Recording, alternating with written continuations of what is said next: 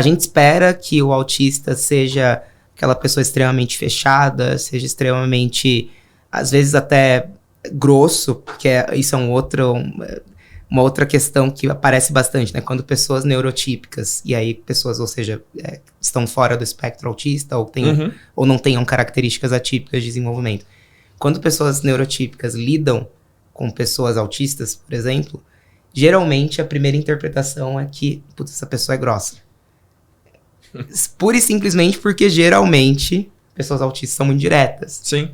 São muito objetivas, pragmáticas, etc. É o famoso, nossa, tô com sono, vai dormir. Então, assim, geralmente, né? Claro, eu sempre coloco essa geralmente, certo grau, certo nível, porque claro, não dá pra generalizar uma comunidade que tem milhões de pessoas representadas e que, como eu disse, quando você conhece um autista, você conhece apenas um autista. Exatamente. E ninguém, pelo menos na minha concepção, deveria ser exemplo pra ninguém na comunidade. Até porque eu acho muito pesado, sabe? Essa questão de ser exemplo pra alguém na comunidade, assim, tipo, qualquer comunidade minoritária. Acho que pode ser uma inspiração, uma referência. Pode ser uma referência, inspiração, olhar, mas exemplo, assim, por exemplo... E é legal você falar sobre isso, Caio, porque também tem uma questão da cobrança, né? Quando a gente vê essas polaridades, que nem o Caio estava falando, né? Então, ou você tem uma formatação mental muito da linha do severo, ou da linha do leve, que não é leve, que é de suporte. Suporte 1. Suporte 1. Tá vendo? Ó, todo dia a gente aprende, isso é muito bom. Quando você tem esse cenário, a sensação que dá é, puxa, se eu tô numa condição como essa, então eu tenho que me provar. Esses dias eu estava trazendo isso num contexto de um encontro que a gente fez, que é o Sustaining Tech, dentro da própria Certis, e aí uma diretora foi conversar com a gente, palestrou lá, e aí ela falou, olha, isso eu percebi, para ser uma mulher, às vezes dentro de um ambiente mais masculino, quando se é a única pessoa daquela função, e se é um cargo mais alto, parece que ela tem que ter um nível de responsabilidade de fazer uma entrega em dobro, para poder justificar o porquê tá ali. Então eu queria, na verdade, tombar isso para o cenário do que a gente está conversando aqui. Como é que é esse nível de exigência, Caio? Eu acho que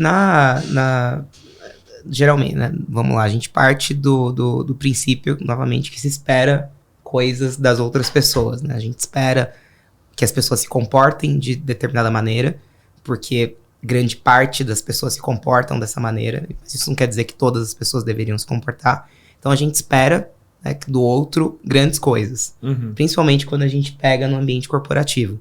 Então, às vezes, dentro da comunidade, né, o que eu já vivenciei ali de relatos e tal, às vezes as pessoas só querem trabalhar, elas só querem estudar. Elas não querem, assim, serem geniais e elas só querem que as pessoas que estão ali do outro lado, né, nessas posições de recrutamento, nessas posições de fato de decisão, as enxerguem como pessoas. E não como, aquela pessoa é uma pessoa autista.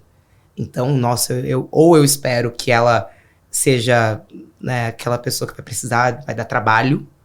Que é isso que algumas pessoas pensam. Que é a polarização, né? Ou eu espero que é aquela pessoa que vai dar trabalho, ou eu espero que, nossa, ela vai ser genial com números, ela vai entregar várias coisas. Então, assim... Vai me entregar mais rápido. No final, o ser humano, ele só quer ser reconhecido pelo aquilo que ele faz.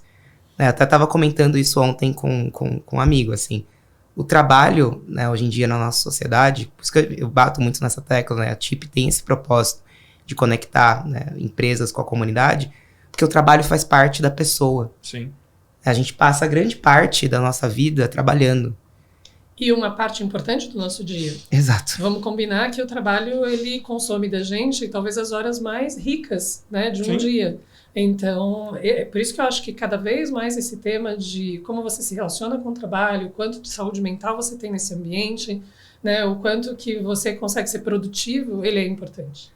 E assim, o trabalho ele é mais do que, né, tem uma função, né, todo mundo precisa trabalhar para pagar as contas, pagar os boletos e se divertir, talvez, no tempo que resta, mas ele tem uma função social também, que é dar uma identidade para a pessoa. E, infelizmente, a gente vê, não só em pessoas autistas, mas em grupos minoritários como um todo, por exemplo, pessoas trans, que tem um número gigantesco de pessoas trans super talentosas que estão fora do contexto do mercado de trabalho por puro preconceito. Isso se aplica a qualquer minoria. Então, quando a gente pega essas pessoas, novamente, 85% das pessoas autistas estão fora do mercado de trabalho. A gente está falando de 2 milhões de pessoas somente no Brasil. Então, é um número gigantesco de pessoas.